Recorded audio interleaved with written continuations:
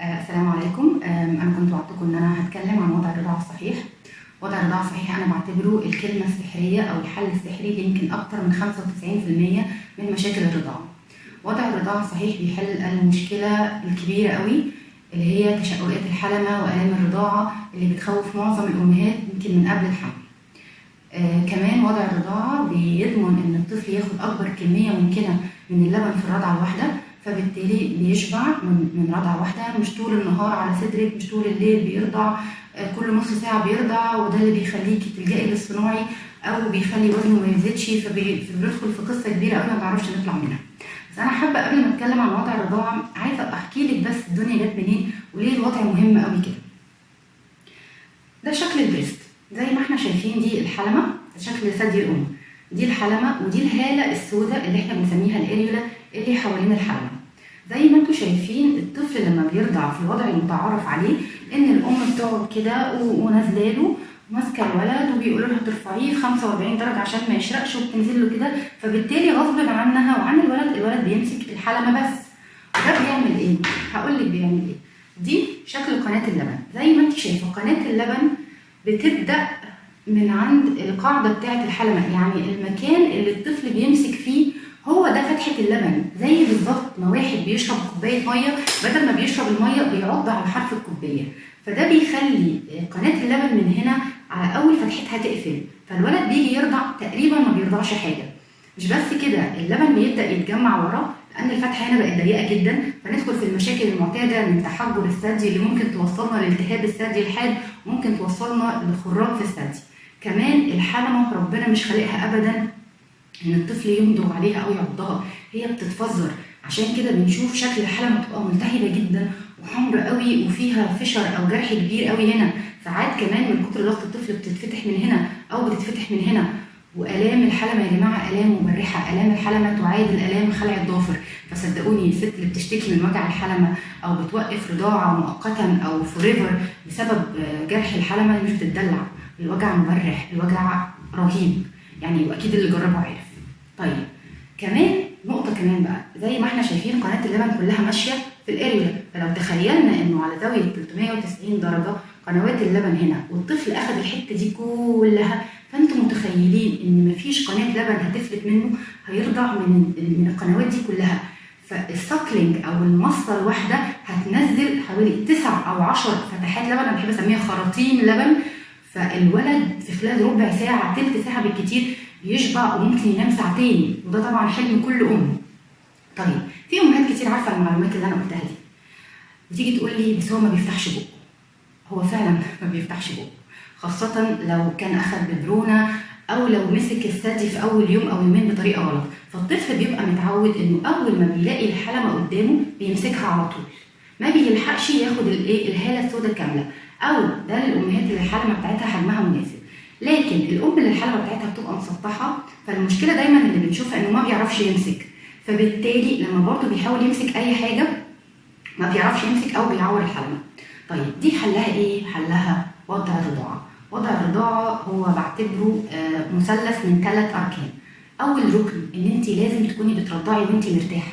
ازاي؟ ما ينفعش ابدا ترضعي وانت عامله كده وماسكه صدرك كده وكتافك وظهرك وايدك تعبانه جدا. الطفل الطبيعي او الطفل المحترم المؤدب ممكن يرضع لحد 24 مره في اليوم وده طبيعي، فمش معقول ابدا ابدا ترضعي في الوضع ده اول 6 شهور اللي هو فيها الماكسيموم ليفل من الرضاعه الطبيعيه. لا، انا بقعد ظهري مفروض، لازم تكوني ظهرك مفروض بالظبط، لازم، ما ينفعش تبقي قاعده كده، كتافك ما ينفعش تبقى عامله كده، لا كتافك تبقى مرتاحه خالص، تمام؟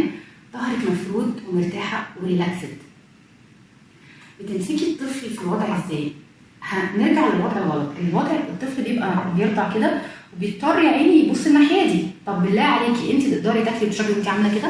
لا، يبقى انا لازم الولد يبقى ايه؟ يبقى ملاصق لبطني، بطنه في بطني، لازق فيا، مفيش اي حاجز بيني وبينه، كانه بالظبط دخل جوه الرحم تاني.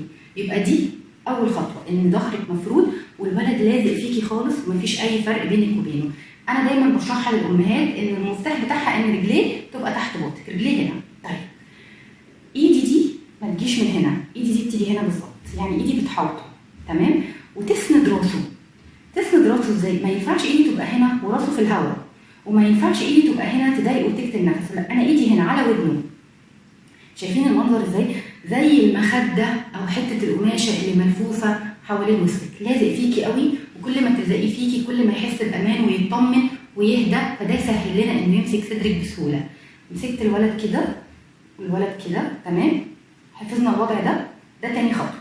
اول خطوه ظهري مفرود، تاني خطوه الولد لازق فيا بطنه لبطني. مش ده الوضع المعتاد للرضاعه، ده الوضع اللي انا بعلمه للامهات اللي عندها مشاكل في البدايه، لان ده بيديني تحكم كامل في راس الطفل او في رقبته، وانا هقول لكم هحتاجه ازاي. يبقى الوضع ده اسمه كروس كريدل، ان انا بمسك الطفل بالمنظر ده وانا اللي بتحكم تماما في ايه؟ في راسه. طيب نيجي بقى للسؤال الشهير، ازاي ادخل الهاله دي كلها جوه فمه؟ خلوني نتكلم بالبلدي. لو انت بتاكلي سندوتش همبرجر وعايزه تاكلي منه حته كبيره، بتعملي ايه؟ بفتح بقي. لا هو ما بيفتحش بقه، يبقى هعمل ايه؟ ببططه، صح؟ مش بمسك الساندوتش كده؟ اما تمسك كده فعلا. طيب لو انت هتديه لحد من ولادك هتديه له ازاي؟ هتديه له كده. يبقى 4 صوابع تحت وصباع فوق، وبسحب صدري كله لقدام، مش بمسكه كده واسحبه كله لورا بحيث انه ايه؟ خد يا ابني الحاله امسكها، لا انا بمسك 4 صوابع تحت وصابع الابهام لفوق، وبسحب صدري كله لقدام بحيث ان اخد اكبر قدر ممكن من قنوات اللبن. نجرب بقى. يبقى انا قاعده كده اهو، 4 صوابع تحت وصابع فوق، خلينا الناحيه دي عشان نبقى زي اللي مورينا اول مره. 4 صوابع تحت والابهام فوق، وبسحب صدري كله لقدام، تمام؟ اوكي. والولد زي ما انا ماسكاه اهو كده، رجليه تحت باطي وانا عامله سبورت كويس قوي لراسه. والنقطه مهمه قوي ان انا ايدي مش هتستحمل ال10 دقايق او الربع ساعه او الثلث ساعه طول وقت الرضاعه، فانا لازم يكون في مخده. مش لازم مخده رضاعه، اي مخده في البيت، مخده فوقيها بطانيه، فوقيها كوفرته، فوقيها فوطه، اي حاجه، بحيث ان الولد يبقى جسمه كله مسنود عليها، وكل المجهود اللي انا ببذله بايدي بس. اوكي اهو اهو. طيب في بقى تركه كمان. الطفل اللي متعود انه يرضع غلط، متعود انه اول ما يمسك الحلمه ما يلاقيها بيمسكها، فانا لازم اكون اسرع منه. يعني ايه؟ يعني انا هاجي على بقه كده، هعمل له استثاره بسيطه. كل الاطفال بتفتح بقها، يمكن ما تفتحوش قوي بس بتفتحه بالقدر اللي يكفيني، وانا مش محتاجه قدر كبير كده. هعمل له استثاره بسيطه، اول ما يفتح بقه هيكون عايز يمسك الحلمه على طول، انا ايدي الثانيه هتكون اسرع منه وتاخده عليا. تمام؟ لازم يا جماعه تاخده عليا. المسكه دي غير كافيه ان هو ياخد الهاله كلها، لازم انا اخد الولد عليا. الولد يجيلي مش انا اللي انزل له. الولد انا اللي بمسك صدري بطريقه معينه، وانا اللي بخليه يمسكه بطريقه معينه، مش بسيبه كده وهو كده وامسك يا ابني زي ما انت عايز، هيمسك النبل بس وهيعورك. تمام؟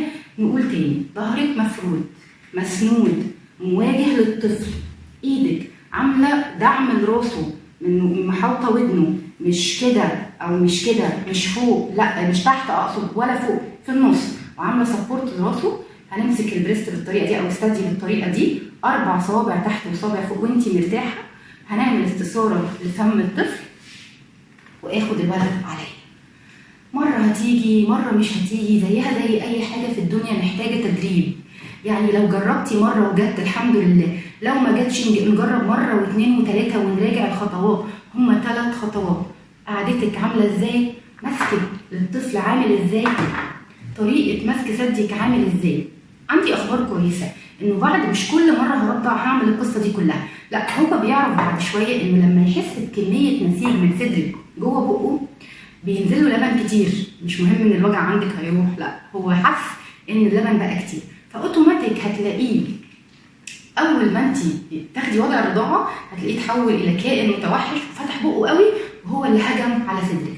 ساعتها ممكن نرجع نرضعه في الوضع العادي اللي احنا عارفينه، بس بشرط برضو انه بطنه لبطنك وتمسكيه في الوضع ده وتمسكي صدرك بس بالطريقه الصح مش طريقه المقص، وهو اللي هيجي مش هتحتاجي. شايفين دي السحبه دي صعبه قوي في الاول، الطفل بيتدرب صعبه، لكن دي اسهل.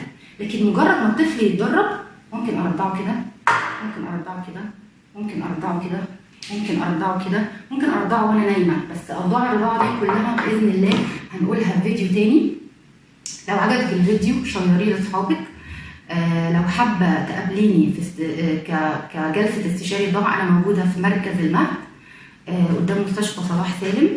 في الزقازيق كل يوم 2 من الساعة 4 للساعة 8. يا ريت تتصلي تحجزي الأول، ويا رب يا رب يا رب أكون أفدتكم ونسألكم تعالوا. شكرا.